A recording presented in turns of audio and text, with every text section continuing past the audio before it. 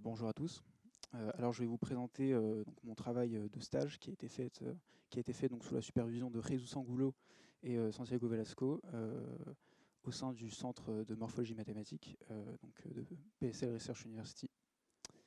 Alors le travail qu'on a effectué c'est à s'intéresser à des réseaux de neurones morphologiques qui permettent en fait une reconstruction, donc à partir d'images qui sont bruitées, avoir une reconstruction qui permette en fait une classification qui soit le plus robuste possible au bruit. Et donc la présentation va s'articuler autour de 4 points. Dans un premier temps, nous allons voir un bref background théorique qui va nous permettre de définir donc, les opérateurs morphologiques qui ont été utilisés et comment est-ce qu'on espère les incorporer, comment est-ce qu'on les a incorporés dans un paradigme de deep learning. Ensuite, je présenterai les layers qui ont été utilisés dans notre réseau. Enfin, je présenterai le réseau et à la fin de cette présentation, je présenterai quelques résultats numériques que nous avons obtenus. Alors, commençons par le background théorique, avec quelques notations. Alors, durant cette présentation, on va, pour un domaine des données, nous allons noter f d de r, donc l'ensemble des fonctions x qui sont donc définies sur d et à valeur dans r. Et plus particulièrement, on va s'intéresser au cas discret, dans lequel on va identifier donc chaque fonction à la suite des valeurs de cette fonction. Donc pour k qui appartient à d, on va identifier x à xk. Et donc voilà, dans le cas d'une image, dans le cas d'une image, en fait, d, ça va être simplement un pavé en 2D. Et on va prendre donc cette suite-là comme description de l'image. Ensuite, on va considérer donc un élément structurant. Donc un élément structurant, c'est une fonction de f d de r qui en fait va nous permettre de faire des opérations morphologiques.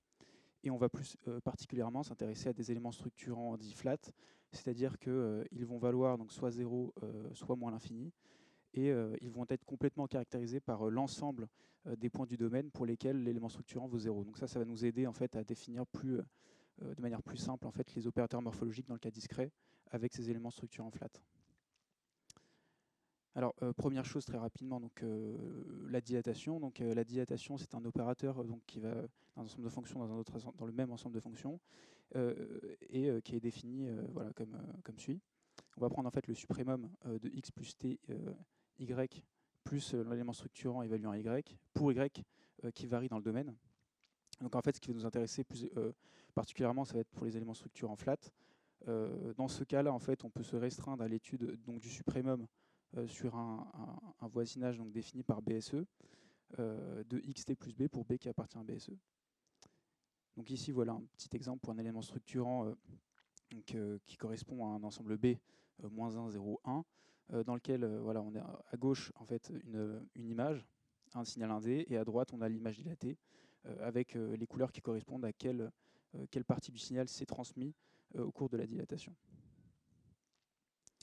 De manière similaire, on peut définir donc, la dilatation géodésique qui est à peu près pareil sur le principe, à ceci près qu'on prend le minimum en fait, entre la dilatation de x, avec x qu'on appelle marqueur, et d'une autre fonction y qu'on appelle masque.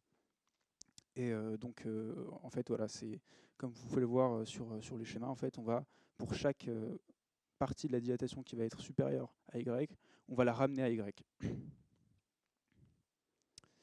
Et enfin, un opérateur donc, qui va être aussi important dans la suite, c'est les opérateurs qui sont basés donc, sur les équations de points fixes.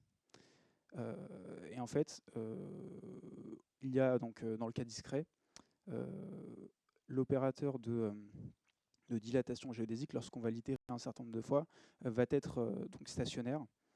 Et ça, c'est dû en fait, à l'extensivité de la dilatation, au fait que y, en fait, c'est toujours une fonction qui va borner, qui va majorer en fait, les itérations de la dilatation géodésique, et du fait qu'on a un domaine discret. Et donc, on définit l'indice d'idempotence qui va être le minimum, l'indice minimum pour lequel on atteint cette équation de point fixe. Et donc, on définit la reconstruction par dilatation comme étant l'itération I0e de la dilatation géodésique, pour lequel I0 est l'indice d'idempotence. Donc, pour un marqueur qui est représenté par les barres les barres beige sur le schéma et un masque donc Y en rouge, on obtient donc la reconstruction par dilatation sur l'image en bas. Et donc on définit également donc, la transformation H maximale, qui est en fait une reconstruction géodésique particulière qui prend en entrée donc, un marqueur X, une image X et un réel supérieur à 0 H, et pour lequel en fait, on va faire une reconstruction par dilatation avec comme marqueur X moins H et comme masque X. Et en fait, on a des propriétés sur cet opérateur-là, et c'est celui qui va nous intéresser dans la suite principalement. Et enfin, donc, on a aussi donc, un opérateur qui est lié à celui précédemment présenté, qui va consister à prendre le résidu de la transformation H maximale pour un H particulier. Et en fait, ce H particulier, c'est le pas de discrétisation qu'on prend. Donc, par exemple, pour l'image des ménisques que vous pouvez voir, c'est une image qui varie de 1 à 255 avec un incrément de 1. Et donc, lorsqu'on fait la transformation H maximale de x pour p égale 1, pour x égale 1, pardon, pour h égale 1, et qu'on prend le résidu, on obtient donc des régions maximales. Et donc ça va être un point clé qui va nous permettre de faire de la classification sur une liste. Et en fait, on va servir de cet opérateur-là dans la loss dont j'expliquerai plus tard. Et donc, on va définir aussi ce que c'est qu'un point fixe. Donc, un point fixe pour une transformation morphologique donnée, ça va être un point donc, du domaine T0 pour lequel l'image d'entrée donc, en T0 va être égale en fait, à la transformation de cette même image X en T0. Donc, par exemple, ici, les barres hachuries en noir correspondent à des points fixes, puisque avant la transformation H extrémale, ils valent donc une certaine valeur. En fait, ils restent inchangés après la transformation H extrémale. Donc ça va aussi être un point assez important dans la suite. Et enfin, pourquoi est-ce qu'on s'intéresse à la transformation H maximale ? C'est parce qu'en fait, l'interprétation qu'on peut en faire, c'est que ça coupe des maxima.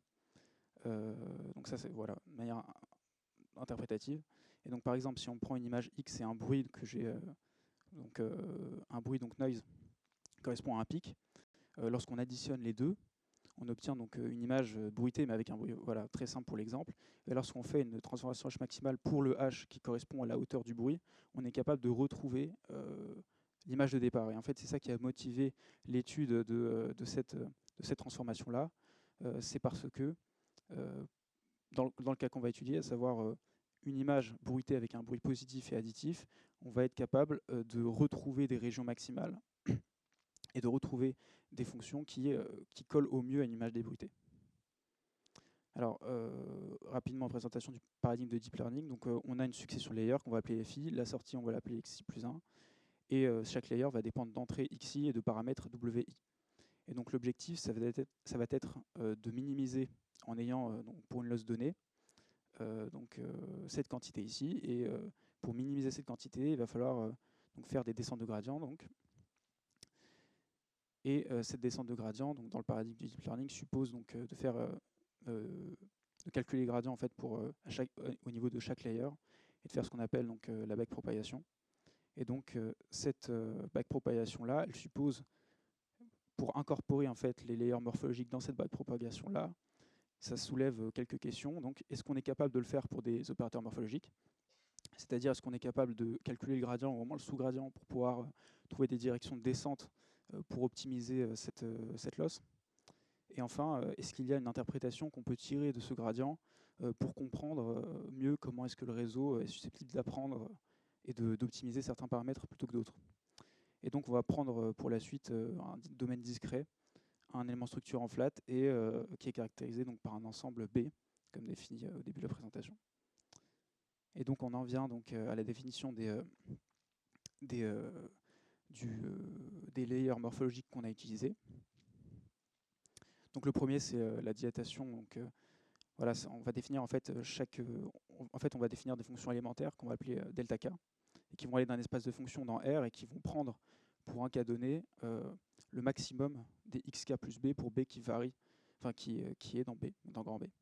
Et en fait, la dilatation, ça va être la suite des sorties des delta k. Et donc, ce layer-là, il va prendre en entrée une image il n'aura pas de paramètres, pardon, et il n'aura pas de paramètres, et en sortie, on va avoir une image donc dilatée. Donc, schématiquement, c'est ce qu'on obtient ici. Donc, on a ici donc, x1, x2 jusqu'à x6, et on a donc les fonctions élémentaires associées, donc ici qui sont appelées D1, mais ça correspond au delta en fait, de la slide d'avant. Et on voit que les éléments qui sont au départ d'une flèche rouge sont les éléments qui vont en fait se propager et qui vont donner lieu donc à la dilatation. Alors, bon, de manière un peu plus quantitative, on peut calculer avec des indicatrices ce que vaut la dilatation. C'est pas le plus intéressant, donc je vais plutôt passer à le schéma ici. Donc voilà. Et en fait, ce qu'on peut tirer, c'est que pendant la forward pass, en fait, on a donc cette représentation-là, et donc lorsqu'on va faire la backpropagation, les paramètres qui vont être optimisés vont forcément passer par les éléments de l'image qui ont été sélectionnés. Donc ici, qui sont représentés par les flèches noires. Donc un exemple un peu plus numérique, quand on trace le gradient pour une dilatation, la dilatation de ce signe sinusoïdal, on obtient donc quelque chose qui ressemble à ça, avec des zones qui sont non nulles et des zones qui sont nulles.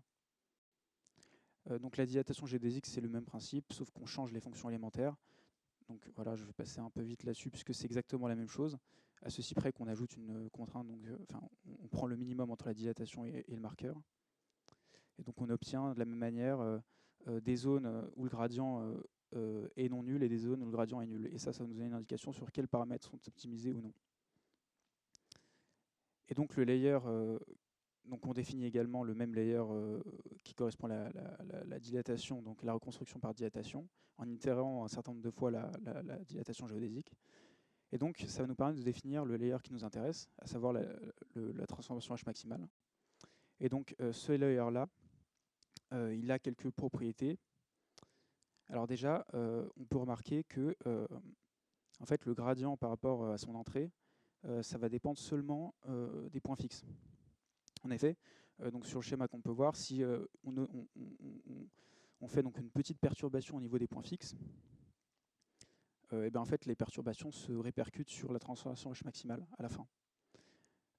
Et au contraire, quand on fait une perturbation, donc là j'ai pris un exemple pour x6, si on fait une perturbation sur un élément qui n'est pas un point fixe, donc qui change de valeur donc a priori pendant la transformation H maximale, eh bien la transformation H maximale reste inchangée. Donc en fait le gradient de cette couche-là en fait, ne dépend que des points fixes.